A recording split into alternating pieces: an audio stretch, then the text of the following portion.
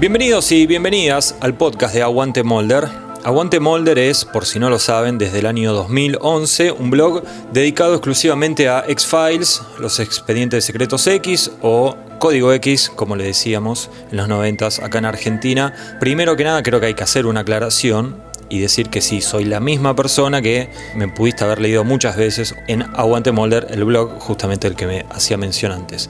Mi nombre no lo puedo develar por motivos de seguridad, así que con que me llamen X es suficiente. Pero más allá de esto, creo que hay algo más interesante que mi identidad, y es que en este podcast no voy a estar solo, sino que cuento con un compañero que cumple con todos los requisitos, porque primero que nada es súper fanático de los expedientes y además es director, guionista, realizador de cine y de series también. Estoy hablando de Cristian Ponce, a quien voy a pasar a saludar. ¿Cómo estás, Cristian?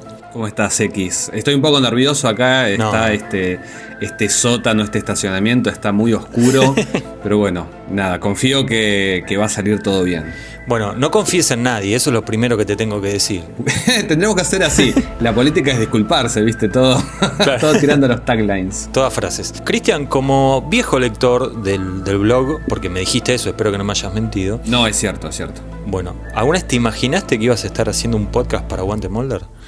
No solamente, nunca me imaginé hacer un podcast sobre los expedientes X, aunque es mi serie favorita, algo en lo que vamos a ir metiéndonos en cada comentario, en cada episodio, sí. pero definitivamente no. O sea, para mí el blog era una entidad que existía, que yo jamás iba a conocer a ese ser que se encontraba detrás de esas palabras, y ahora realmente estar al otro lado de esta línea, co-conduciendo este podcast, un podcast que se llame Aguante Mulder, casi que no puedo pedirle demasiado más a la vida. Bueno, me estás metiendo mucha presión. Bueno, yo sí me había imaginado hacer un podcast en algún momento para Aguante Mulder, lo quería hacer hace unos cuantos años, ya te diría. Uh-huh. Lo que no me imaginé es que iba a ser con el creador de la serie La Frecuencia Kirlian y la película Historia del Oculto, que son tus últimas creaciones, que sabés que me encantan, así que para mí es muy motivador poder hacer esto con vos, y vamos a dejar atrás la parte de las flores y todas esas cosas, y si te parece, obviamente recomiendo, ¿no? Historia del Oculto, y recomiendo La Frecuencia Kirlian, que es la más fácil de ver, la pueden ver en Netflix y en YouTube. Bueno, decía que vamos a comenzar con este primer capítulo del podcast de Aguante Mulder, que nos va a tener hablando más que nada de lo que fue el capítulo piloto, o sea que vamos a comenzar desde el comienzo. Es verdad que el blog cubrió el comienzo de la serie y después hay un bache ahí en la 7ª temporada que algún día se retomará, pero bueno, decidimos empezar de cero porque es otro formato, y también porque la realidad es que las reviews de, yo creo que toda la primera temporada no fueron muy serias ni muy completas, así que creo que esto va a ser bastante interesante para los que ya venían leyendo el blog y querían saber un poco más sobre esos primeros capítulos. Bueno, Cristian, vamos a comenzar, si te parece bien, con lo que sería la previa a la serie, ¿no? Porque como es el capítulo piloto, obviamente es lo primero que se hizo para chequear que, en este caso Fox, ¿no? Que esté todo como querían ellos, y bueno, finalmente se termina estrenando la serie. Pero vamos a comenzar entonces por lo que sucedió antes de ese estreno. Fox, antes de X-Files, tenía una serie documental que más o menos tenía una temática, se podría decir que similar a X-Files, que salía los viernes a la noche. La serie se llamaba Sightings, que sería avistamientos. Sí.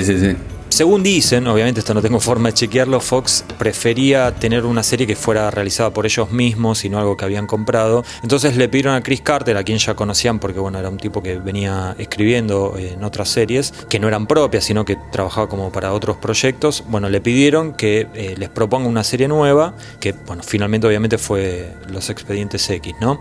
Chris Carter, estamos hablando del creador y ideólogo y principal guionista, podríamos decir, sobre todo de la parte mitológica de la serie. Increíblemente, Chris nunca había tenido una serie propia. Como dije antes, escribía para otros proyectos. Cosas de comedia, ¿no? Sí. Cosas para el canal de Disney y ese tipo de cosas, me parece. Así es. Y era un fanático igual de como series más antiguas, ¿no? Más de los 70s. Un tipo, a mí nunca me terminó de cerrar que el creador de X-Files era un surfer. Sí. Eso siempre me pareció medio raro. Y bueno, pero Fíjate que una de las cosas que a mí no me cerraba de la serie era que Mulder fuera tan deportista. Claro. Yo soy cero deportista y Mulder siempre está, viste, jugando al básquet, corriendo. Sí. Así que nada, son de esas cosas que heredó de Carter seguramente. Vos decís que es un reflejo de él, digamos. Sí, que de hecho, bueno, lo vamos a hablar más adelante, pero yo creo que de las cosas que caracterizan a Mulder que perduran en la serie después del piloto, porque son cosas de Chris Carter. Sí, sí. Bueno, y a pesar de que le habían pedido a Carter que les lleve un proyecto, cuando él se lo lleva, se lo rechazan, les dice que no, que había que hacerle modificaciones, porque el tópico central de la serie, digamos, era algo que para Fox era como bastante raro, ¿no? Como que ellos tenían dudas de si iba a haber una audiencia potencial para ese tipo de serie, así que tuvo que presentar 2 veces el proyecto hasta que, bueno, finalmente, obviamente, como todos ya sabemos, se lo terminaron aprobando. Además, les parecía raro que él no había exigido ninguna superestrella, ¿no? Porque Gillian Anderson era el debut televisivo y Mulder, David Duchovny recién había, o sea, cuando hacen el piloto, él recién había terminado de hacer esta película California con K, ¿te acordás? Sí. Con Brad Pitt era, ¿no? Sí, que de alguna manera podría llegar a ser una precuela, porque también, bueno, que hay un asesino en serie, David Duchovny hace de un psicólogo, que todos sabemos que Mulder es psicólogo también. Claro. Podría ser ahí como una precuela muy libre. Nunca lo había relacionado, es una película que la vi hace tanto que la verdad no me acuerdo casi nada. Solo me acuerdo la publicidad de Telefe, que decía, oh sí, vamos a California, en una partecita. Bueno, entonces hacen el piloto sin superestrellas, lo terminan, lo entregan una noche muy tarde, según Carter era ya casi, madrugada. A las 8 de la mañana llegan los ejecutivos de Fox, reciben el tape, lo miran y 1 hora después estaban aplaudiendo. Esa fue la reacción, aplausos cuando terminaron de ver el piloto.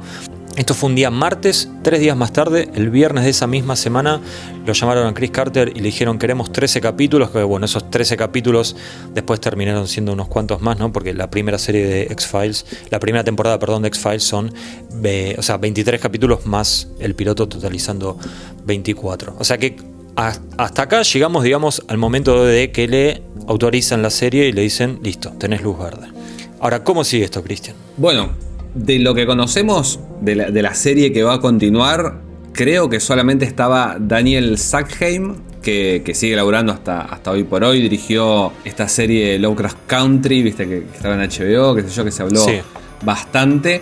Pero después, nada, estaba Chris Carter y la vía sin demasiado apoyo. Así que al primero que suma, que es un hombre que vamos a ver muchísimo después en la serie, no solamente produciendo, sino también dirigiendo, es a Robert Goodwin, que era como el consiglieri de alguna manera. Fue el que generó todos los puentes y los lazos para armar un buen equipo. Él fue el que consiguió a los 2 equipos de guionistas, porque, bueno, Chris Carter escribió creo que 9 o 10 episodios de la primera temporada, pero los demás se los repartieron casi todos, porque creo que hay algún guionista tipo de toco una vez y me voy.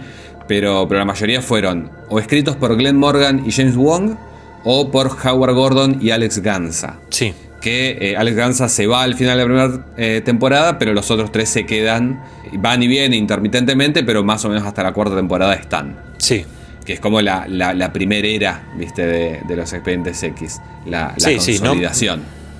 Sí, nombres muy recurrentes en los créditos cuando empiezan los capítulos, ¿no? Y uno ya medio que se quedaba tranquilo, sobre todo en mi caso con Morgan y con Wong. Sí, bueno, además, una cosa que pasaba, bueno, venían de series muy distintas. Howard Gordon y Alex Gansa venían de La Bella y la Bestia, ¿te acordarás? La serie de Ron Perlman con Linda Hamilton. Me acuerdo muy poco igual, te tengo que ser sincero. Era como una actualización de La Bella y la Bestia. Ella, la Bella, era una asistente social y la Bestia vivía en un submundo abajo, creo que era de Nueva York, en las cloacas, con un grupo de gente así medio como entre medieval. Era una cosa extraña, pero bueno, de ahí salió también J.R.R. Martin, el de Game of Thrones. Ajá. Así que bueno, un poco un semillero. Un buen semillero. Sí. Y Glenn Morgan y James Wong, yo quiero creer que la vas a recordar un poco más, venían de Comando Especial. Uf, esa un clásico de Telefe.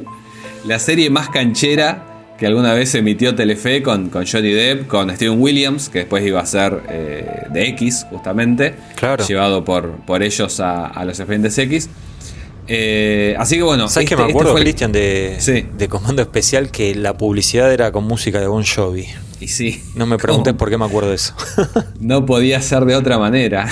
Y bueno, y terminaba siempre con el saludo ese que se hacían. Sí. No sé si te lo acordás. Como que disparaban al aire, ¿no? Algo así era. Era como que chocaban los 5, pero muchas veces. Era muy, muy, muy canchero todo. Así que bueno, junta este equipo. Junta también, bueno, algunos directores. David Nutter, que se va a sumar ahí en los primeros episodios y que va a ser uno de los que ayude a definir el estilo de la serie. Y particularmente a John Bartley, que fue el director de fotografía de las 3 primeras temporadas. Uh-huh. Y eso, director y... En televisión, viste, como que tiene muchísimo peso el guionista. Y en los Expedientes X, que muchos lo mirábamos para ver qué pasaba, es como que le dábamos mucha más bola a los guionistas que al director de fotografía, ni hablar, pero que al director. Pero ahora cuando nos metamos a hablar del piloto, vamos a ver que esta gente que hizo la foto y que dirigió el piloto y que no volvió nunca más, tiene algo que ver con el hecho de que se sienta tan distinto el episodio de todo lo que va a venir. Vos decís, la diferencia entre el piloto y lo que ya sería el segundo, tercer, cuarto capítulo, o sea. Claro, sí. El resto de la serie en general, porque es... Sí. Si bien la primera temporada de los Expedientes X es como muy experimental, esto tiene que ver, por un lado, con que no sabían bien qué iban a hacer, si iba a ser una serie de aliens, si iba a ser una serie... Nada, Chris Carter tenía las influencias estas que decías de los 70, de Kolchak, de una serie que él miraba cuando era chico, porque ni siquiera se la acordaría demasiado. Y dijo, voy a hacer una serie de esto.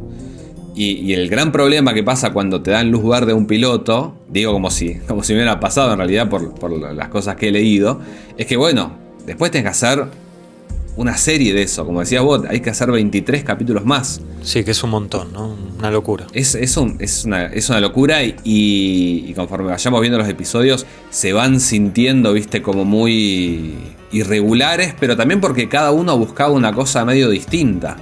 Venían David Duchovny había estado también en Twin Peaks y era como el boom de la televisión, y en los primeros episodios de los Expedientes hay mucho de intentar ser Twin Peaks. Sí. Igual, perdón, porque siempre se menciona la participación de David Duchovny en Twin Peaks.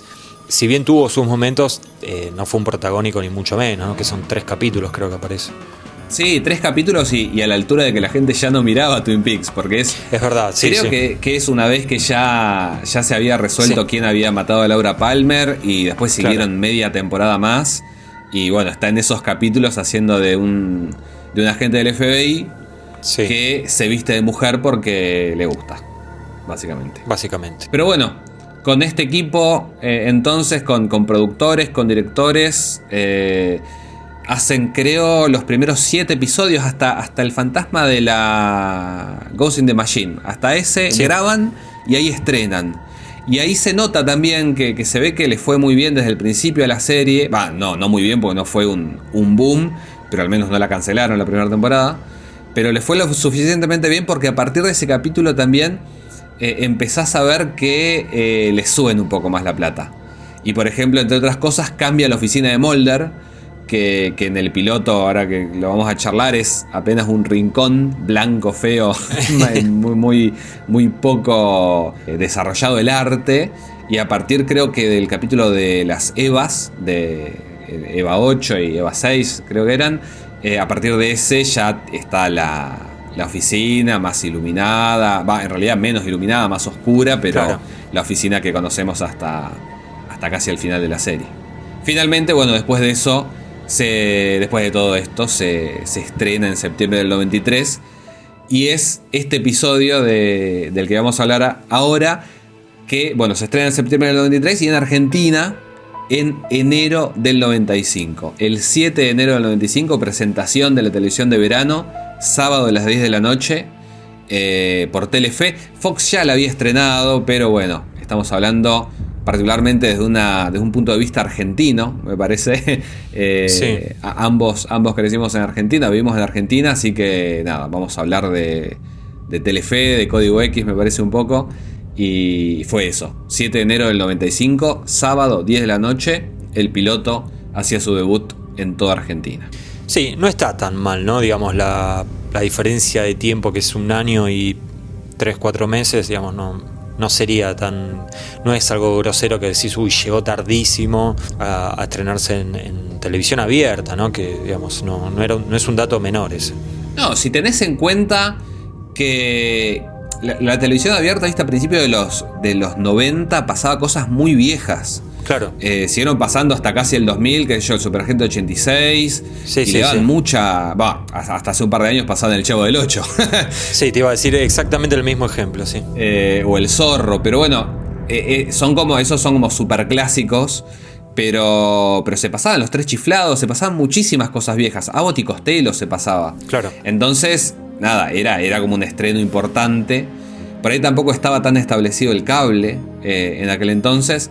Pero sí, básicamente era en el 93 en Estados Unidos, en el 94 en cable y en el 95 en televisión abierta. Menos de un año y medio después del estreno de Estados Unidos. Digamos que estaba bastante bien.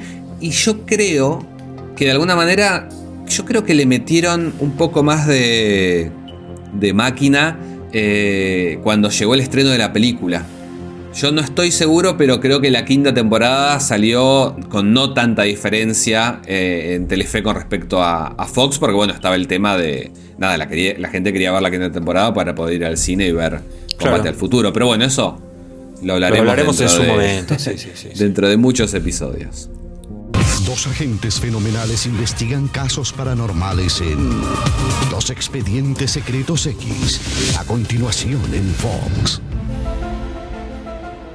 Bueno, como decía Cristian antes, 10 de septiembre de 1993 es el estreno del piloto de Código X, X-Files o Los Expedientes Secretos X, un capítulo, el piloto, escrito por Chris Carter, dirigido por Robert Mandel, que nunca más volvería a dirigir un capítulo de la serie.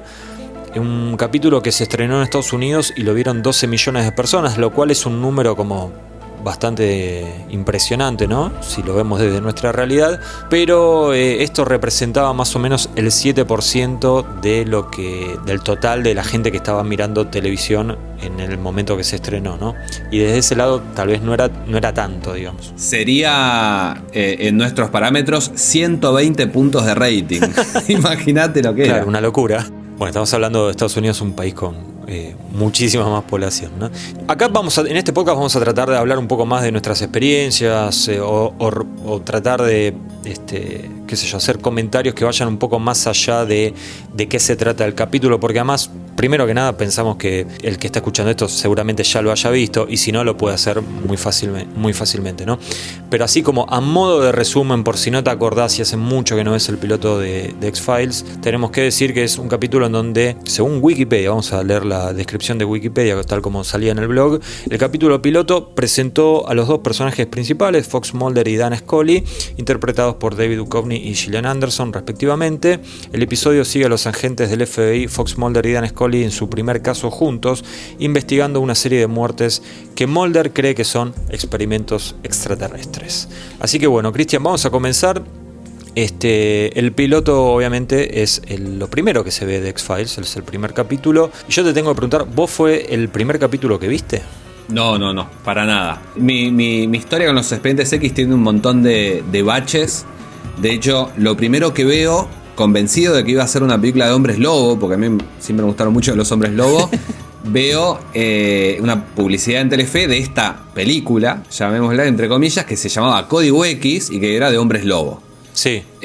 Nada, me comí el chasco de mi vida porque no solamente era una serie que no era tanto de hombres lobo tampoco, sino que era un capítulo bastante aburrido, Shapes. No sé qué te parece a vos. Sí, no, en mi top 10 no entra de la temporada. Y bueno, lo dejé por la mitad. Después al otro día me contó mi prima que era una serie. Me contó el argumento del capítulo que había pasado la semana anterior, que era Miracle Man. Esto, bueno, como te decía, en el 95, que fue el año en el que arrancó la serie. Y después pasó a ser, en mi cabeza era medio como una serie aburrida. Era como lo que me pasaba en aquel entonces también con Viaje a las Estrellas, la nueva generación. Con Star Trek, sí. Eran series como densas, que hablaban mucho, entonces no me enganchó. Tengo recuerdos de que estuviera en la tele, qué sé yo, Irresistible. Sé que vi bastante porque después de Irresistible pasaban Cementerio de Animales, que la quería ver. Era nada, la realidad de la televisión en los 90, que mirábamos muchas cosas pasivamente porque en realidad estábamos esperando a lo que venía después. Claro. Creo que el primer episodio que vi realmente fue Talita Kumi, el final de la tercera temporada, por Fox, pero porque bueno, ya me empezaba a dar cuenta, yo siempre fui consumidor de ciencia ficción y de terror, me empecé a dar cuenta de que esto de Código X, o como me enteré después que se llamaba Los Expedientes X, era algo que, nada, tenía que darle otra oportunidad porque parece que estaba bueno. Así que bueno, durante ese 1997 miré como a 3 puntas la cuarta temporada en Fox, a su vez que veía la segunda, que la pasaban los sábados, y los sábados a la noche la tercera por Telefe, y además me iba alquilando los videos que sacó Gativideo, viste, con todos los episodios mitológicos. Claro. Así que nada, ahí empecé a tomar notas, me hice un pastiche súper importante, pero ahí entré y no paré más. Bien. Bueno, mi caso es un poco distinto y un poco no, porque yo empiezo por ver el primer capítulo que veo es porque lo emite Telefe, que en aquel momento era Canal 11, pero ya se llamaba Telefe también, obviamente. Y yo, obviamente no empecé con el piloto, me hubiera encantado porque creo que me hubiera facilitado un montón de cosas para poder entenderlas y no tener que verlas 150 veces. Pero bueno, empecé con un capítulo que me encanta al día de hoy, que es Anasazi. Estamos hablando del final de la segunda temporada.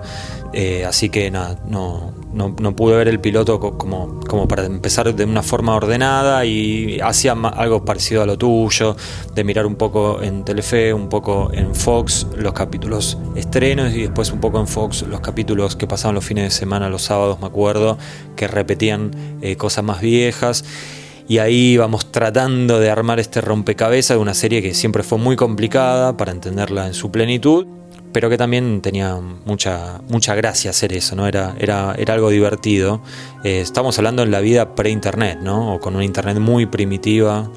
Claro. El tema de... Yo me acuerdo, bueno, la primera vez que me conecté a internet en mi vida, la primera página que fui fue a thexfiles.com a ver las guías de episodio, porque ahí podías finalmente entender qué iba antes de cada cosa, o bueno, alguna revista también que salía, ambos tenemos, porque de hecho, bueno, arrancamos al mismo tiempo, arrancamos con la tercera temporada sí, estoy viendo que sí, en Telefe. Y los dos tenemos también ese fascículo hermoso de la SFX que venía con la guía de episodios de la tercera temporada. Claro, porque el problema, y esto un día habría que hablar con la gente de que transmite series en canales de televisión, es que nunca te dicen el orden del capítulo. Entonces vos veías un capítulo y no sabías antes de cuál venía, después de cuál venía. No es que aparecía y decía, bueno, capítulo 3 de tal temporada. Y vos decías, ok, entonces este salió antes, este salió después. Había como que ingeniárselas como podía cada uno, ¿no? Sí. Y bueno, eso dificultaba un poco la cuestión.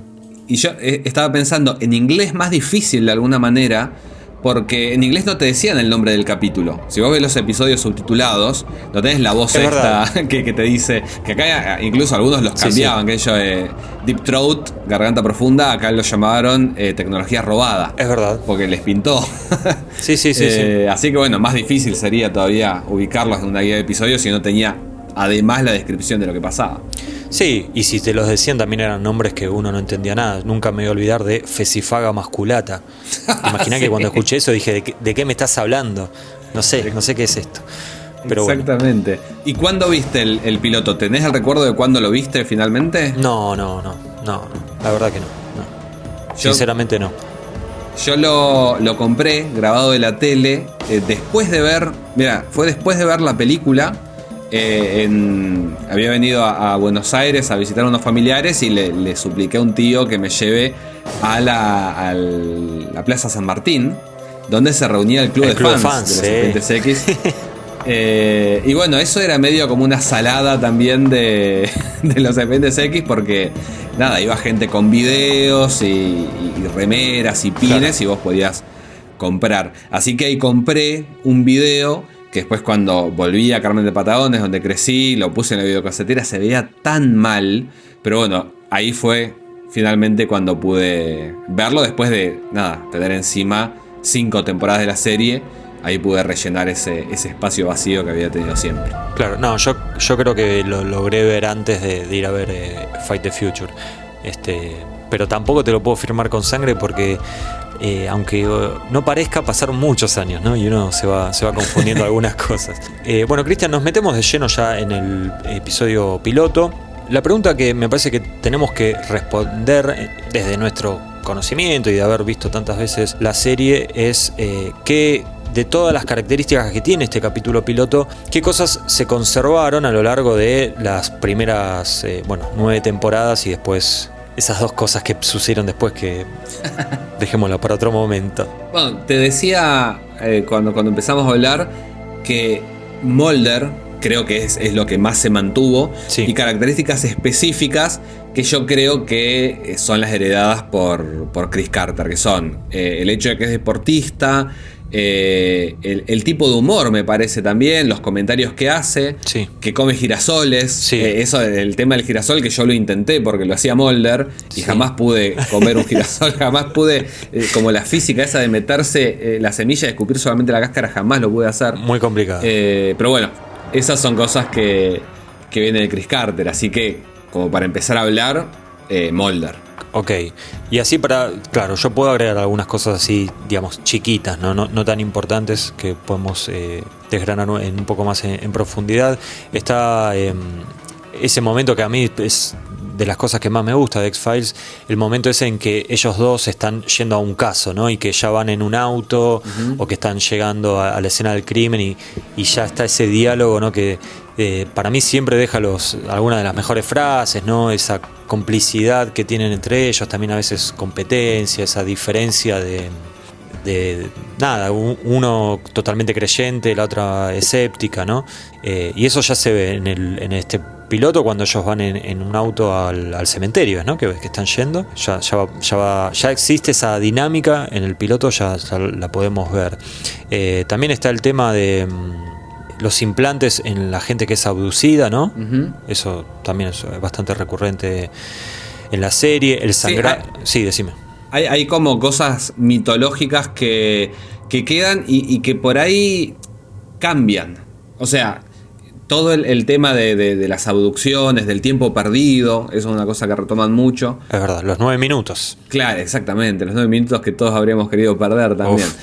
Pero bueno, después hay cosas que no se mantienen, que tienen que ver con que nada, no había una Biblia tan clara de cómo era la conspiración, porque nada, no sabían si se iba a hacer la serie directamente. Entonces, una cosa que a mí me salta siempre es las marquitas estas, las picadoras de mosquitos, llamémosle, sí, entre comillas. Nunca más vi un abducido con esas marcas. Vos decís que no, es que a mí me suena que sí, que en algún momento hay algo de eso. Pero sí no es algo tan recurrente como los implantes en los abducidos y el sangrado de nariz en los abducidos, ¿no? Yo te diría que no. ¿Vos decís que no? Por ahí me equivoco, pero estoy casi seguro que no. Bueno, lo mismo también hay una cosa que queda. Hay como un atisbo de lo que va a ser el plan de los extraterrestres y del sindicato, que es esto de hacer un híbrido humano extraterrestre en el cadáver este que encuentran, que parece más como un orangután que otra cosa. Sí. Pero es raro también, porque la forma que tiene ese ser no tiene nada que ver con los aliens que vamos a ver después más adelante. No. Vos, en el vagón de tren de Anasazi, como decías vos. Sí, diría que es un poquito más parecido a algo de lo que se ve en Anasazi que el Bounty Hunter, ¿no? Ese tipo de aliens más corpulentos. Claro, sí.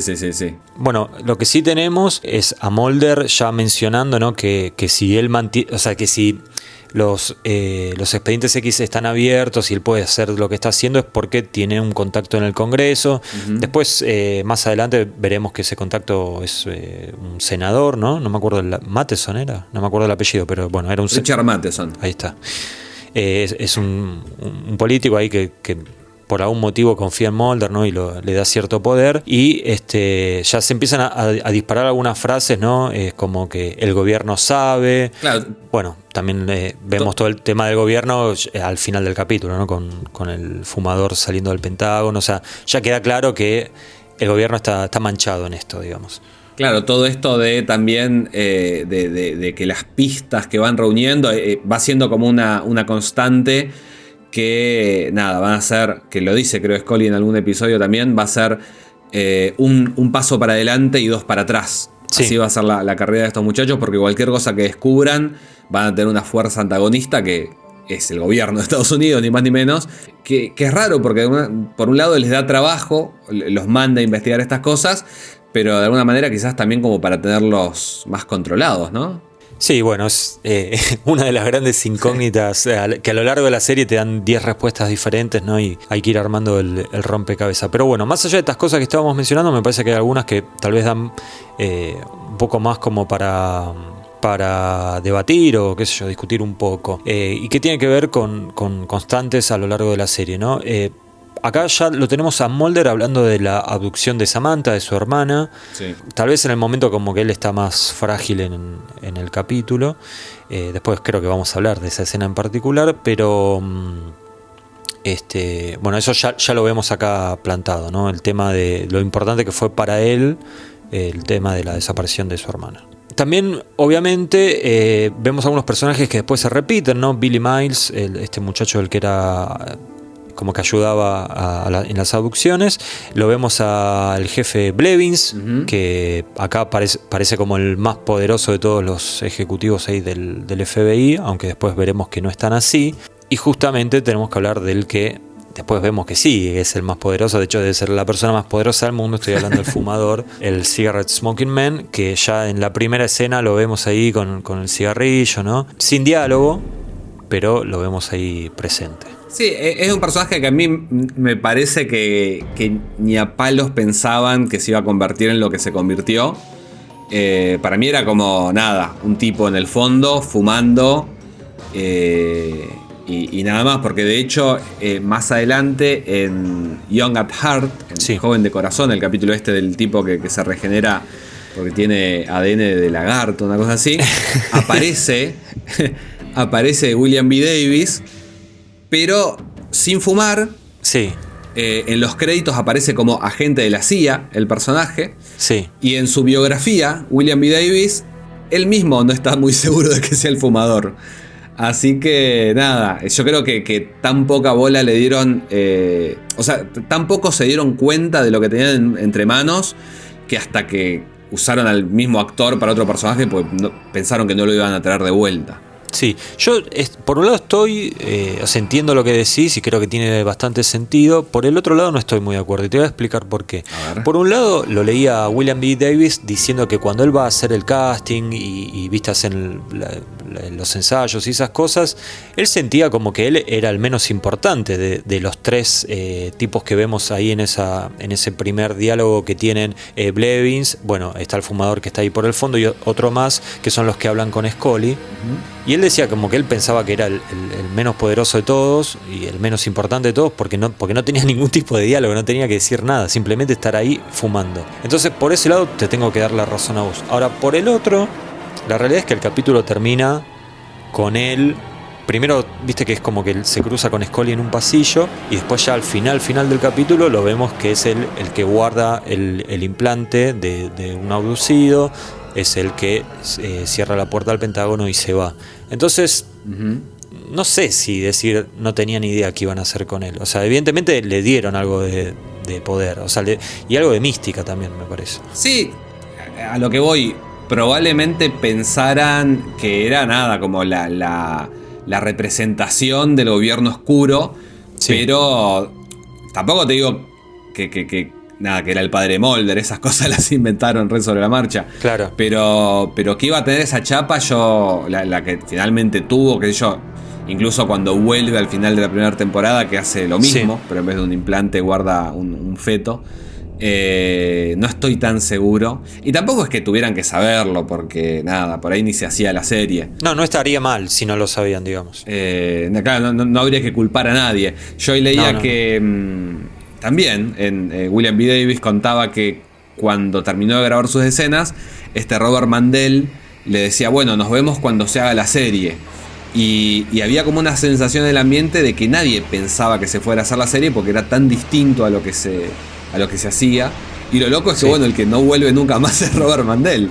Porque, claro. Nada, William B. Davis sí vuelve muchas veces. Bueno, y para cerrar este tema, te quería contar que había leído uno de los productores, no me acuerdo cuál de todos era, porque bueno, la serie tuvo varios, pero que comentaba que mientras estaban haciendo el piloto se hizo en 14 días, que no sé si es mucho o poco, vos que sabes del tema tal vez me podrás decir. No, digno. Es medio apretado, pero digno. Y sabes que también leí que puede ser que haya salido $2 millones, a mí me pareció mucho. Incluyendo los sueldos de todos. Yo creo que 2 millones está bien. El año siguiente, en el 94, Pulp Fiction se hizo por 4 millones y era una película muy, muy barata. Así que yo creo que 2 millones y medio era medio como...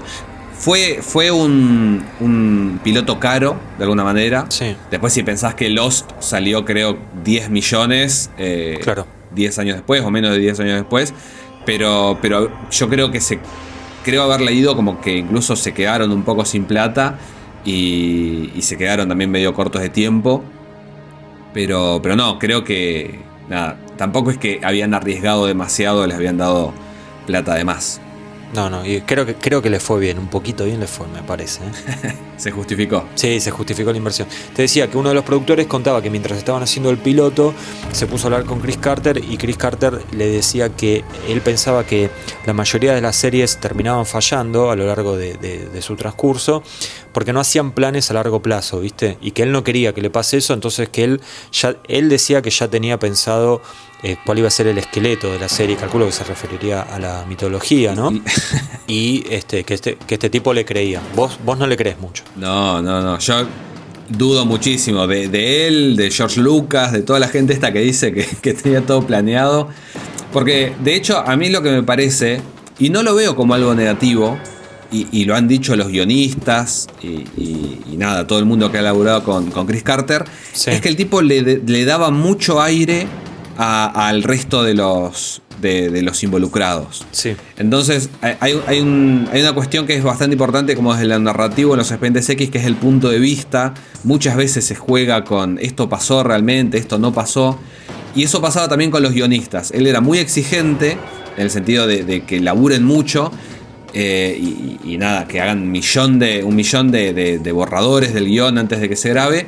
Pero también le daba muchísimo aire y cintura a los guionistas para que hicieran lo que quisieran.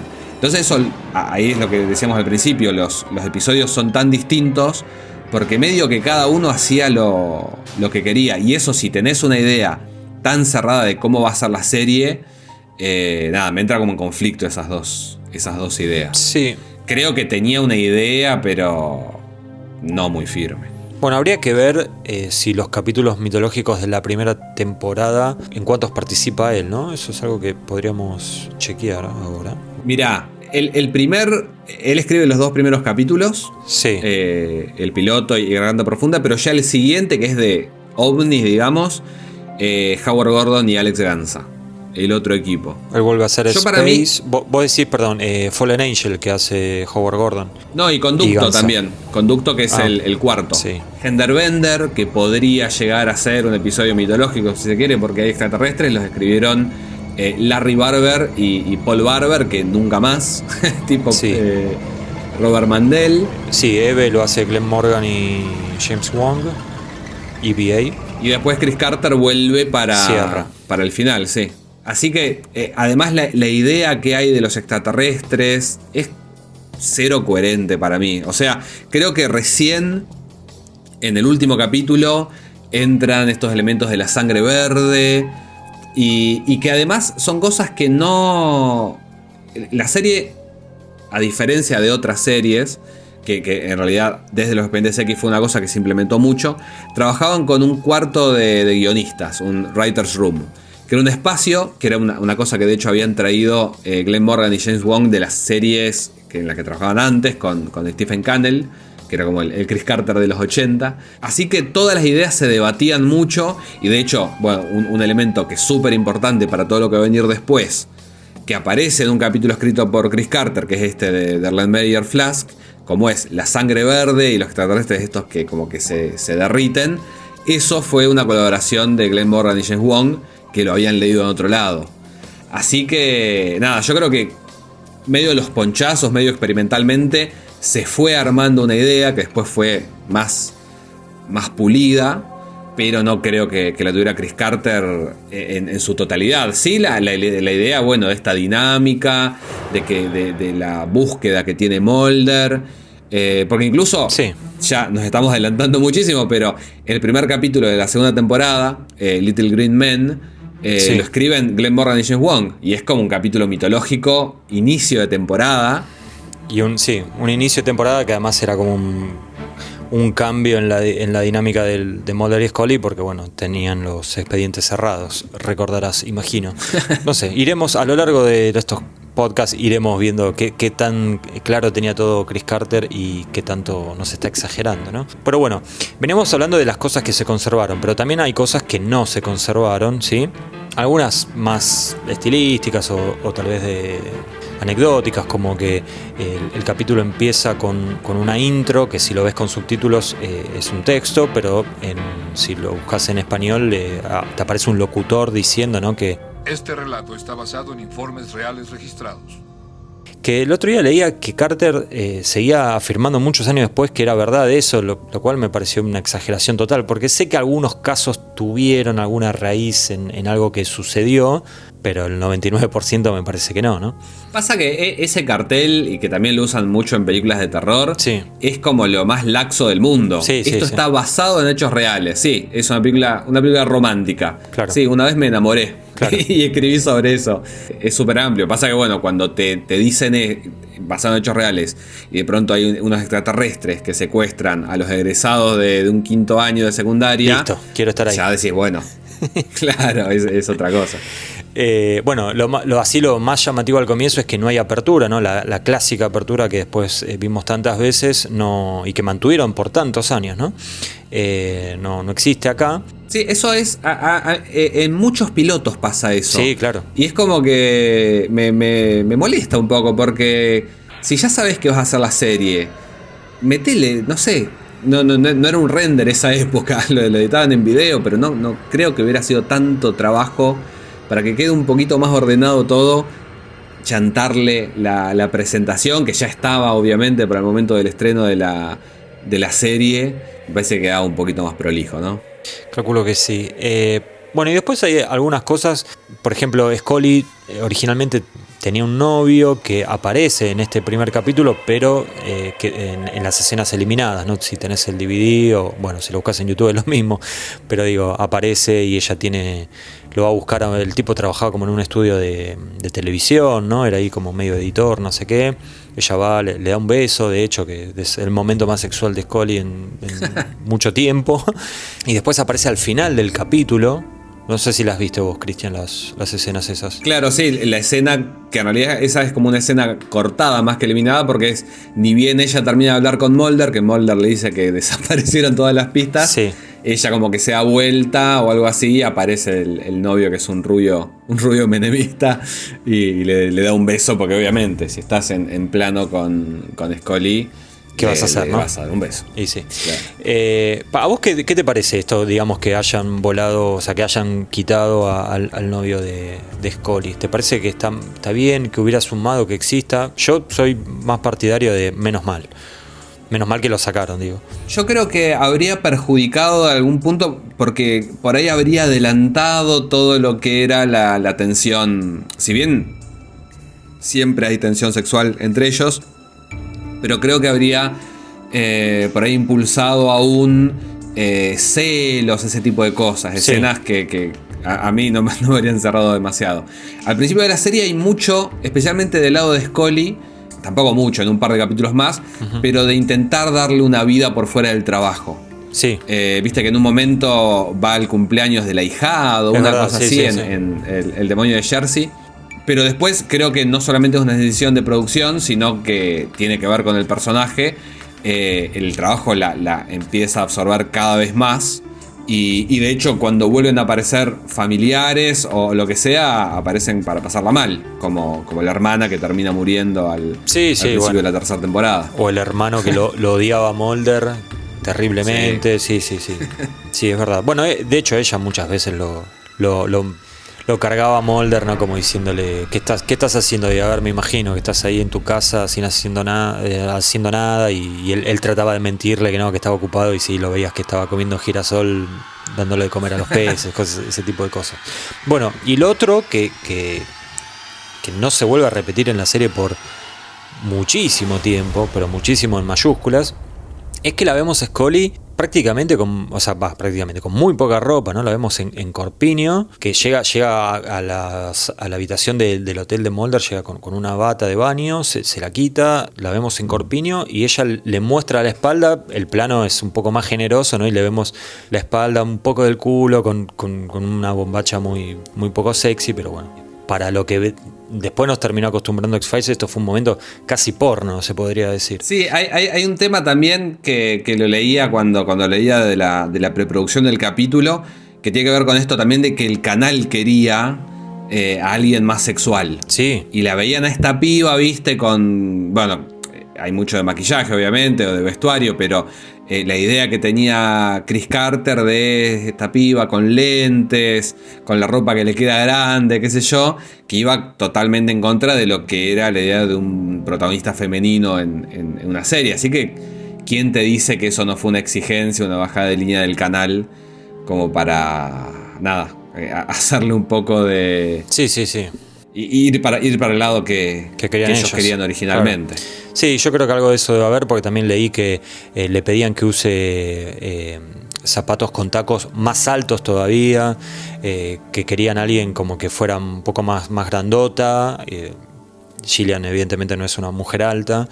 Y Carter decía que una de las cosas más complicadas durante todo lo que fue el crear ese piloto es poder resistir a la presión que tenía de toda la gente que lo rodeaba, de que no haya nada de romance entre Mulder y Scully. Él dice esto, ¿no? Vos capaz que no le crees porque venís bastante anti-Chris Carter hasta ahora, que él estaba seguro que si había algo de romance entre ellos iban a perder el interés en X-Files y se iban a concentrar en otra cosa, lo cual tiene sentido, ¿no? Y entonces él era el único que decía no puede haber nada romántico entre ellos, así que esa escena en realidad no es ni romántica ni sexual. Lo que pasa que comparado a lo que vino después, que a Scully no le vimos nunca más un centímetro de piel hasta, no sé, en la cuarta temporada cuando se hace el tatuaje, era como, hoy digamos es como medio llamativo, a eso apuntaba yo. Sí, bueno, de hecho el tatuaje se lo hace en el mismo lugar donde tiene las marcas. Es verdad, ¿no? Es verdad. En la baja espalda. Sí. Yo quiero aclarar que mi posición no es anti-Chris Carter. El tipo abrió el juego abrió el juego a que los demás guionistas hagan lo mejor que podían, pero bueno, nada, medio vende humo en algunas declaraciones, no lo vamos a negar. Sí, vos tenías alguna diferencia más, ¿no? Sí, una cosa que me da un poco de ternura del primer capítulo y que siento que hasta capaz que Chris Carter dijo esto lo va a hacer en cada episodio y la gente después lo va a hacer también, y que por suerte no lo hicieron, era lo de marcar con una X en la ruta, el lugar donde pasó, claro, en el momento que ellos hay como una... pierden la señal en la radio y después ahí mismo los abducen. Y es una cosa que Mulder jamás hace, que es bajarse y pintar un graffiti con una X. Que es una cosa, es verdad, espantosa, pero nada, es adorable. Y yo cada vez que voy por la calle y veo una X pintada en el piso, que nada, por ahí lo hace la gente de Edelap para marcar, no sé, cualquier cosa. Sí. Me acuerdo de que la X marca el lugar y me da ternura Mulder. Bueno, nada. Vaya a saber por qué decidieron que no siga haciéndolo, pero siento de alguna manera que era algo que Chris Carter pensaba volver a usar en algún momento y finalmente no se hizo. Bueno, después la X empezó a aparecer en la ventana, ¿no? de Mulder para llamarlo a X justamente, que eso sí es algo que Al menos yo lo hice y creo que no fui el único, ¿no? No sé si hiciste eso. No. No lo recomiendo, porque después despegarla es muy difícil. Claro, yo no tenía la cinta de papel, así que Claro. le metía cinta scotch común. Y sí, quedaba muy pegado, un asco.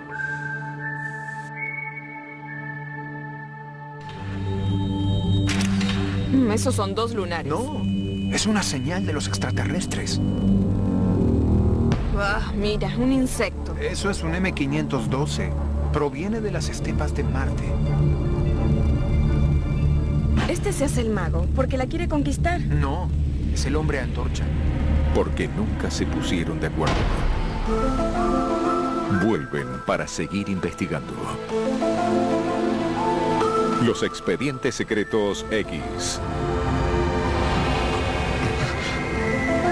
De lunes a viernes a las 19 por Space. Bueno, Cristian, llegó el momento de elegir nuestras escenas preferidas. Y de hecho las vamos a graficar con unos audios increíbles que conseguí en español latino. Porque bueno, esto lo va a escuchar gente que habla nuestro idioma. Y mi escena preferida, si te parece, empiezo yo, porque tiene que ver con esto que vos venías mencionando, ¿no? El momento en que Mulder primero hace una X en el piso cuando tiene como una interferencia en el auto que estaba andando con Scully por una ruta que iba bordeando un bosque. Entonces cuando hay una interferencia en la radio del auto, él hace una X. Eso es al comienzo del capítulo. Varios minutos después, unos cuantos, vuelven a pasar por ahí con Scully. Ahí ya está lloviendo y hay un efecto bastante primitivo, por decirlo de alguna manera, en donde intentan... Es lindo, es muy noventoso por los colores, ¿no? Se pone la pantalla como toda medio azul y ellos sufren lo que Mulder define como una pérdida de tiempo, ¿no? Los famosos 9 minutos, que eso es algo que se mantiene después en la serie, que es cuando hay algún tipo de actividad alienígena, ¿no? Algún tipo de una nave gigantesca ahí abduciendo a alguien. Entonces Mulder se baja del auto muy feliz porque había perdido estos 9 minutos. El auto se queda sin electricidad por toda esta actividad magnética, no sé cómo llamarla. Se da cuenta que es exactamente en el mismo lugar donde él había marcado esa X a la que antes hacía mención Cristian y que había sucedido al comienzo del capítulo. ¿Por qué esta es mi escena favorita? Porque lo veo a Mulder tan feliz. De hecho, mira al cielo y festeja como si hubiera hecho un gol en la final de un mundial, que creo que en cierta manera es un poco esa esencia de él, ¿no? De esas ganas que tenía de que exista algo más allá de lo que todos conocemos, de que haya vida fuera de este planeta. Y lo veo como tan alegre que este capítulo, no sé, lo habré visto 10 veces y cada vez que lo miro me saca una sonrisa y me pone contento porque lo veo muy feliz. Y además la veo a Scully que no entiende nada, no sabe por qué este loco está festejando tanto. Que bueno, esa es mi escena favorita. Si te parece, la escuchamos, Cristian. ¿Qué pasó? No hay energía, ni frenos, ni dirección, ni nada. Perdimos 9 minutos. ¿Perdimos qué? 9 minutos. Mire el reloj. Antes el resplandor era 9:03. Ahora son 9:13. Mire. Mire. Tenía razón. Los secuestrados. Las personas que han visto ovnis han reportado pérdidas de tiempo. Por favor. Se fue. Se desvaneció. ¿Insinúa que... ¿Estás diciendo que el tiempo desapareció? El tiempo no puede desaparecer. El tiempo es una constante universal. No en este punto.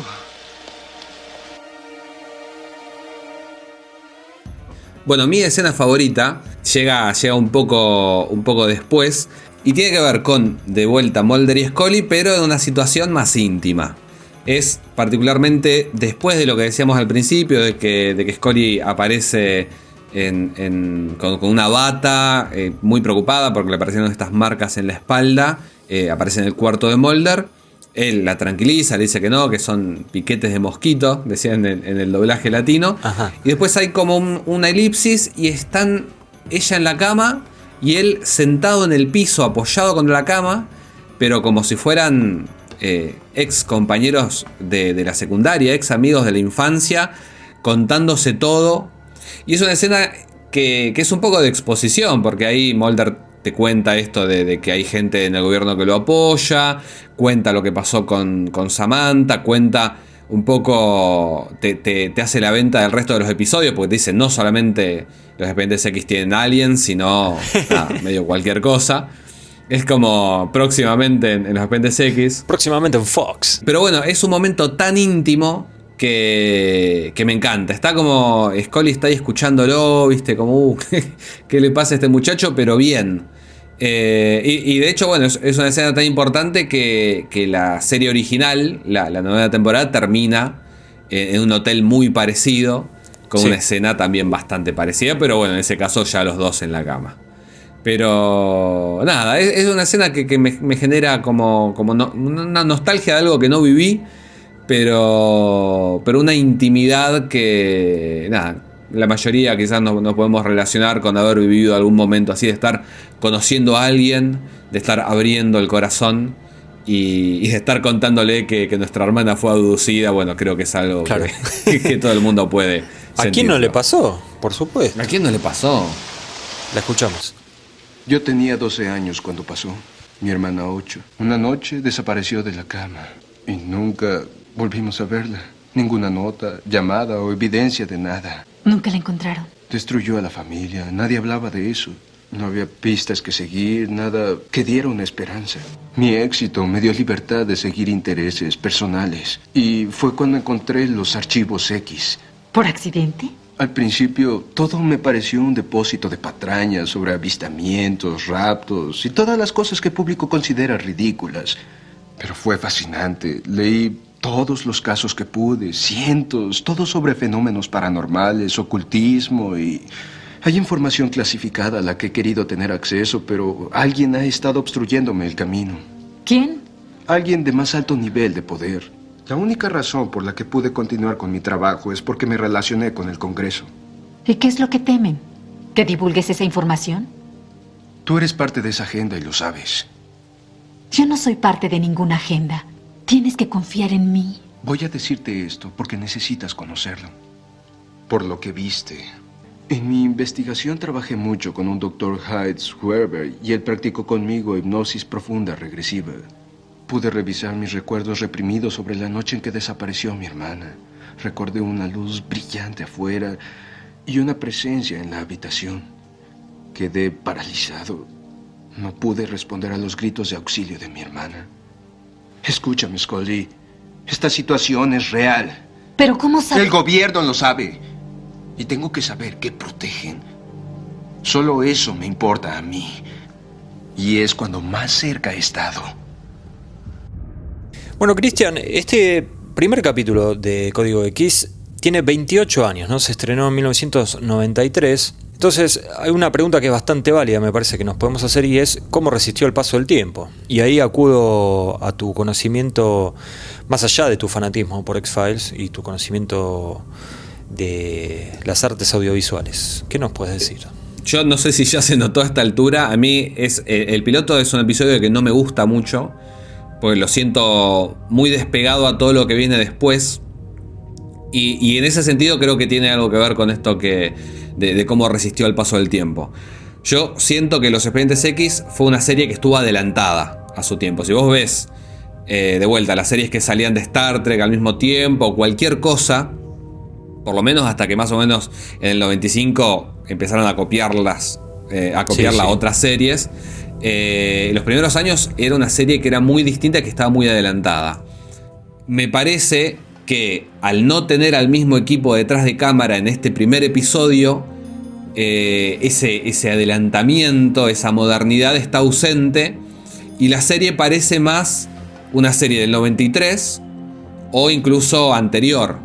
El director decíamos Robert Mandel, que nunca más vuelve a aparecer, era un director que venía de hacer cosas más tranqui por ahí, o en otra línea. Había dirigido Efectos Especiales, la película esta que era medio policial, de un tipo que hacía efectos especiales, y no sé si te vas a acordar La Casa de las Ánimas Perdidas, que era una también que pasaban mucho en Fox. No, esa no la recuerdo. Después, fíjate, buscala, googleala. te voy a despertar, te voy a destrabar un recuerdo que te va a traumar muchísimo. Bueno. Y el director de fotografía, que la película, vos me decías fuera del aire que el piloto en realidad se ve como barato, se ve... Creo que tiene que ver con eso, con que todo lo demás se ve demasiado bien. Y de hecho, el director de fotografía, Thomas Del Ruth, no era un director de televisión ni un improvisado. Había hecho Cuenta Conmigo, había hecho El Club de los Cinco, o sea, venía de películas de los 80. Pero simplemente no tenía el estilo de lo que venía después. Entonces siento eso, que hay como una indefinición que la deja muy, muy en la época. La ropa también, yo siento que a partir del primer capítulo se define mucho más el estilo de la ropa que van a usar. Acá medio que le tiraron lo primero que encontraron. Y siento en ese sentido que sí, que quedó viejo. Para mí el ritmo es lento, me cuesta... Después de que pasa esto de los 9 minutos, siento que se pone más el episodio. Pero toda la primera parte se me hace muy cuesta arriba. Sé que no estás de acuerdo con esto. No. Pero creo que lo viejo lo siento ahí. No sé qué te parece a vos. Bueno, yo estoy de acuerdo con el tema de la fotografía y eso, todo como muy desaturado, poco contraste, parece, ¿no? La verdad que, o sea, antes hablábamos de que había tenido un presupuesto digno y yo no siento que se refleje tanto ahí. Tal vez, no sé, lo más costoso me parecería esa escena que no la mencionamos, en el avión, que hay hay turbulencia, ¿no? Uh-huh. No sé si contrataron un avión o es un decorado o lo que sea, pero parecía bastante real. Pero después, en cuanto a la dinámica y eso, a mí es un capítulo que me gusta bastante. De hecho, ya entusiasmado por este podcast, me puse a ver los capítulos que siguen, ya llegué al tercero. No siento que sea tan diferente en cuanto a la dinámica. En cuanto a la dinámica, la velocidad y esas cosas, las actuaciones. A Scully, a Gillian la veo bastante bien. A Mulder lo veo un poquito más duro en algunas actuaciones. Lo cual es raro porque se supone que él era el experimentado, ¿no? Pero para mí, o sea, técnicamente el paso del tiempo sí, se nota un poco en cuanto a fotografía y esas cosas, pero en cuanto a, no sé, a guión, dinámica y esas cuestiones, me parece que está bien. David Duchovny supuestamente no tenía muchas ganas de ser el piloto, lo hizo medio por la plata. No sabía. Y Gillian Anderson yo creo que le puso más garra porque justamente él venía de hacer una película, venía de hacer series. Ella era prácticamente lo primero que hacía, así que quizás le puso más garra porque dijo, es ahora o nunca. Sí, yo busqué y no pude encontrar nada que haya hecho en televisión antes de X-Files. Solo había un par de cortos, nada más. Ella como que se dedicaba más que nada al teatro, pero hacía un año que no trabajaba, así que se ve que estaba un poco desesperada por la situación. Y bueno, esto le cayó del cielo prácticamente. Era muy chica ella, tenía 22 años me parece, una cosa así. Sí.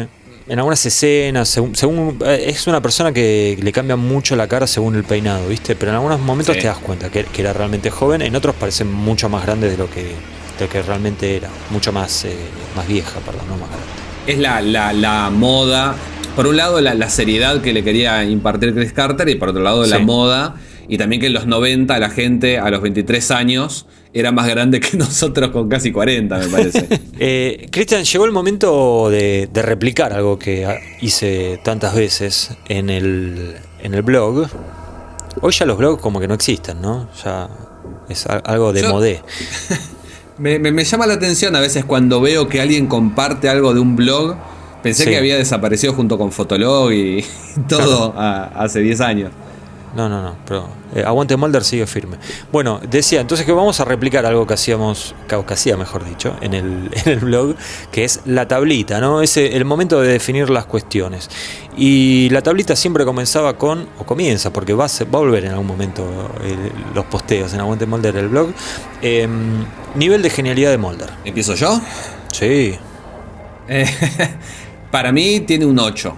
Bien. Porque arranca muy bien.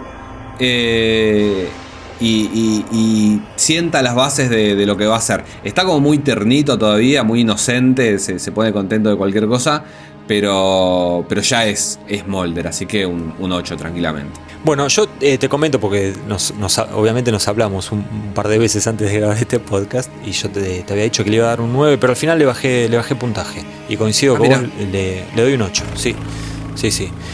Valoro que esté bastante bien orientado en el caso, de hecho si hubiera tenido un poquito más de suerte, te digo que los bajaba el ovni y hablaba con ellos. Te lo resuelve. Sí.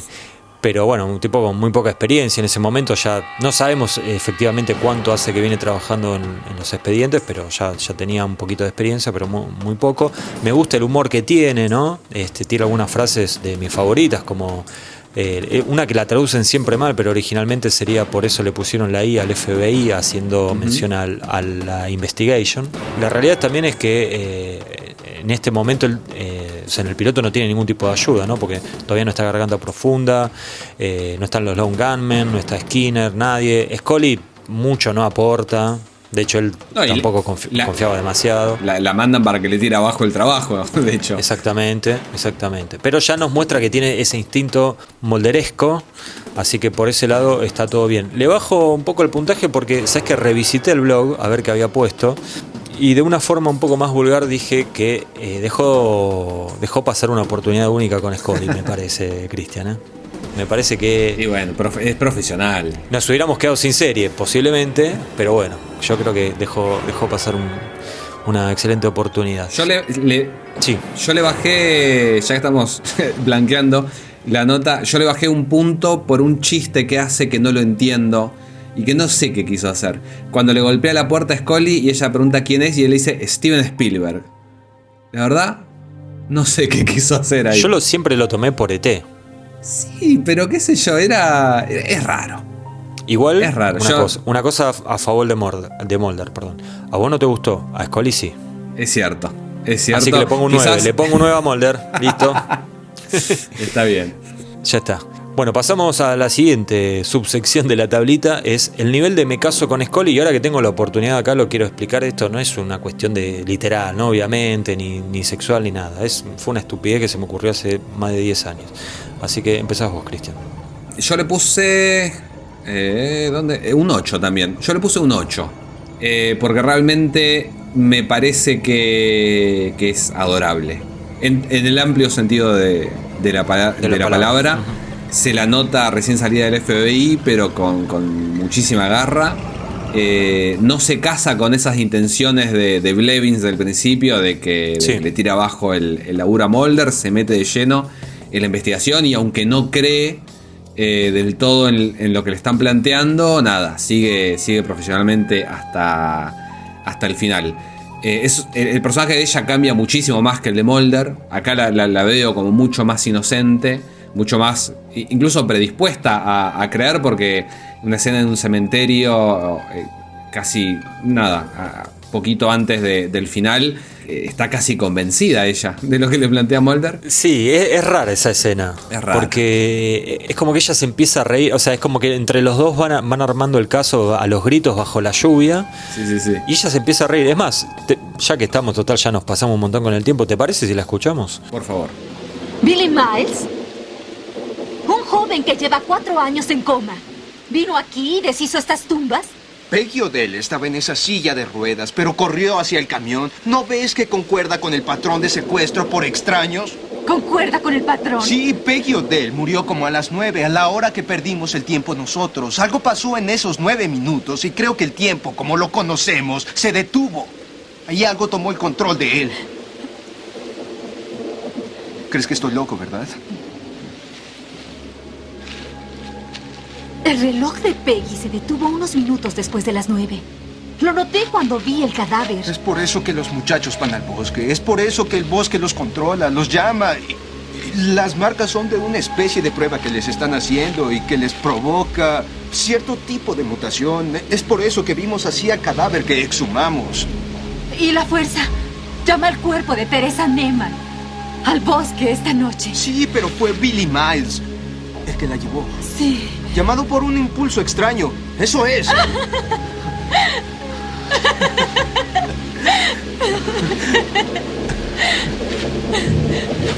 Vámonos de aquí. ¿A dónde vamos? Hay que hacerle una visita a Billy Miles. Bueno, en mi caso fui un poco duro. En mis anotaciones, el nivel de me caso con Scully es un 7. Creo que me exageré un poco, pero entre mis anotaciones figura que si comparamos a este Scully con lo que vino luego en la serie, prácticamente es una modelo de Instagram, ¿no? Es así como muy de mostrar, muy exhibicionista. En cuanto a su faceta de agente, coincido con vos que tiene cierto nivel de inocencia por un lado, pero tiene las agallas, los ovarios para plantarse frente a estos tres tipos que la citan ahí en el FBI. Y es como que dice, bueno, yo voy a hacer mi parte, pero no le voy a tirar el trabajo abajo a la agente Mulder. Lo que sí, creo que por esto viene mi puntaje, me da la sensación de como que no entiende nada de lo que está sucediendo, me parece a mí, ¿no? Como que por momentos se sube al tren de emoción de Mulder, pero de hecho de su trabajo puntual así desde el lado de la ciencia no aporta demasiado. Bueno, la autopsia al cadáver extraño este. Pasa que es difícil seguirle el tren a Mulder. Sí, la mayoría de los episodios él la está jugando por su lado y le va tirando a cuentagotas porque sabe que si de una le dice este es un mutante que se hace chiquito para asesinar a la gente, le va a cortar el chorro enseguida a ella. Bueno, seguimos con la tablita. Premio Chamigo, esto habría que explicarlo algún día. Premio Chamigo al mejor personaje secundario de este capítulo. Esto del premio Chamigo es porque en el diario Le, un diario deportivo, sobre todo les cuento a los que no son de Argentina, era el premio Chamigo al mejor jugador de este partido. Ahí tenía más sentido, ¿no? Acá sí es un poco extenso. Pero bueno, el mejor personaje secundario, Cristian. Creo que tenemos el mismo, el fumador, de quien ya hablamos al principio, por el potencial que tiene y por estar, desde mi punto de vista, por ya estar aunque no está. Porque el personaje está y retroactivamente tiene sentido y decís, estuvo desde el principio, pero bueno, desde mi punto de vista, nada, era un agente turbio en el fondo y nada más. Yo lo noto muy acartonado a él. No sé si lo notas cuando camina, ¿viste? Es tan alto que se va tumbando. Que parece ¿viste? Que se va. Sí, se va para adelante. Pero sí, el fumador. Es verdad que no tuvo mucha competencia, ¿no? Hay que ser sincero. Pero bueno, se lleva el premio sin decir una palabra, lo cual es bastante. Y la escena esa donde, no sé si lo habrán hecho con una grúa o qué, ¿no? Que lo vemos yéndose ahí entre todas las estanterías con todas las cosas raras, por decirlo de alguna manera, al día de hoy me sigue encantando. Es un homenaje al final de Indiana Jones y los cazadores del arca perdida. No sabía eso, mira. ¿Verdad? Sí, me acuerdo al final, no lo spoileemos, pero me acuerdo. pero sí, por lo que tengo entendido, Indiana Jones es uno de los grandes referentes de la serie. Por eso era Steven Spielberg, andás a ver. Bueno, lo mejor del capítulo, Cristian. Para mí, lo mejor del capítulo, Mulder. Bien. De vuelta, porque él sí ya es como va a ser. Obviamente hay una evolución y un arco del personaje. Esto que te digo que al principio está como mucho más inocente y bien dispuesto. Pero nada, él es lo mejor. Yo, la última vez que vi los Expedientes X, fui más fan de Scully que de Mulder. Pero este blog, este podcast se llama Aguante Mulder, así que nada, es justo también en el primer episodio darle el lugar que se merece. Bueno, coincido con lo de Mulder, un Mulder ya definido, ¿no? Vemos todo lo que después va a venir, obviamente más desarrollado y qué sé yo, pero acá, digamos, ya está. Y también, a mí, a diferencia de Christian, me parece que acá hay ciertas bases importantes. El tema de la obsesión de Mulder con toda la situación de su hermana. Además de a él verlo definido, también está definida la relación entre ellos dos. Me parece, o sea, más que la relación, los perfiles, ¿no? Él el creyente, ella la escéptica. Así que y está el fumador también. Y está toda esta cuestión de que sabemos que el gobierno es malo, pero malo con ganas, ¿no? No lo que siempre decimos de los políticos, no, estos un poquito más malos, parecen más poderosos y más macabros. Así que para mí eso es lo mejor del capítulo. Y en cuanto a lo peor, me parece que también coincidimos bastante, porque yo, Cristian, diría que es un capítulo que, como decíamos antes, no luce viejo y Es más notorio porque es una serie que, como decías vos, estuvo bastante adelantada en todo. Sí. Para mí, yo le sumo el ritmo, porque me parece que es bastante lentón. Pero creo que sí. Creo que lo peor del capítulo es que está tan distanciado de todos los demás. Porque es como que no hay nada que esté realmente mal. O sea, en mi caso, no lo disfruto demasiado, pero se deja ver. Pero hay como una cosa general que sentís, o que siento yo por lo menos, que estoy viendo algo que es de alguna manera inferior a todo lo demás. Y además, una cosa que no creo que hablemos de Conducto específicamente, después veremos, sí. pero pasa en ese episodio también. Creo que hay unas ganas muy fuertes de hacer Twin Peaks. Entonces en este capítulo es como que los ovnis son casi una excusa para lo que es un misterio, que quién está detrás de estas desapariciones. El hijo del comisario. Es medio como hasta de Agatha Christie, ¿viste? Te van mostrando varios personajes, sí. Y bueno, ¿quién es el responsable? Entonces me parece que eso después, por suerte, se lo sacan un poco de encima. Si bien Los Expedientes X siempre es una serie policial con elementos paranormales, acá me parece que se nota más que nunca. Y bueno, es como Twin Peaks de vuelta. Es un pueblo chico donde todos esconden algo. Sí, de hecho, este Mulder no, pero un poco más adelante, cuando lo veo con el traje negro, camisa blanca, corbata negra, me recuerda bastante a cierto personaje de Twin Peaks. Una cosa entre lo peor del capítulo que no me quiero olvidar: el padre de Billy Miles me cae muy mal. Muy mal. Y sí. Y lo vamos a ver de vuelta. Lo peor es que lo vamos a ver de vuelta. Sí. Bueno, y a Billy Miles también. Cristian, llegó el momento de cerrar, ¿sí? Cerremos entonces. Sí, nos extendimos bastante. Les podemos adelantar que en el próximo capítulo de este podcast nos vamos a estar centrando en el segundo episodio de la serie, que en realidad es el primero, que es Deep Throat, o ¿cómo era el título en castellano? ¿Tecnología robada? No, ¿cómo era? Tecnología robada, exactamente, haciendo referencia a pedazo de ovni que usan los militares. Sí, para hacer cosas. Pero bueno, lo importante es que ahí vamos a poder hablar de la primera aparición del primer informante de Fox Mulder. Estoy haciendo mención a Garganta Profunda. Y también es un capítulo que, según mi compañero Cristian, es el verdadero piloto de X-Files. Lo vamos a debatir en su momento. Pero por lo pronto creo que ya podemos cerrar. No sé si quieres agregar algo más.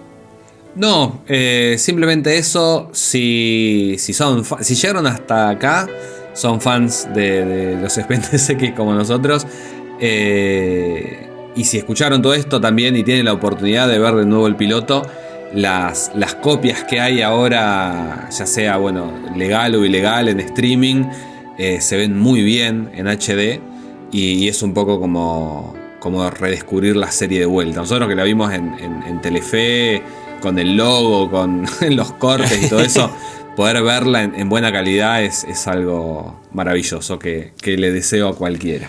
Sí, posiblemente tal vez haya algún retoque de color o algo así. Yo no vi estas versiones que vos decís. Yo para este podcast volví a mirar mi viejo DVD. Ah, muy bien. Bueno, y de todas maneras se va a ver mejor que en Telefe. Sí, eso sin dudas. Bueno, solo queda mencionar nuestras redes sociales. Aguante Mulder lo pueden seguir en Facebook o en Instagram, que hace poquito lo inauguramos. Y si no, como siempre, en el blog de Aguante Mulder, ¿no? aguantemulder.blogspot.com. Le decimos gracias, primero que nada, a Cristian. Fue un placer poder hacer esto con vos, Cristian. No, gracias a vos por la invitación. Ya te digo, hacer un podcast sobre Expedientes X es de las cosas más lindas que me podían pasar, y recorrer toda esta serie también con alguien que tiene un fanatismo similar al mío es un placer enorme. Bueno, es mutuo, Cristian, y les agradecemos a ustedes por escucharnos. Nos pueden dejar comentarios, sugerencias, insultos, lo que ustedes quieran. Y ya saben, en un futuro cercano, no quiero decir fechas para no generar falsas expectativas, pero en breve estaremos entonces con el segundo capítulo de Aguante Mulder, el podcast, ya centrándonos en Deep Throat. Hasta luego.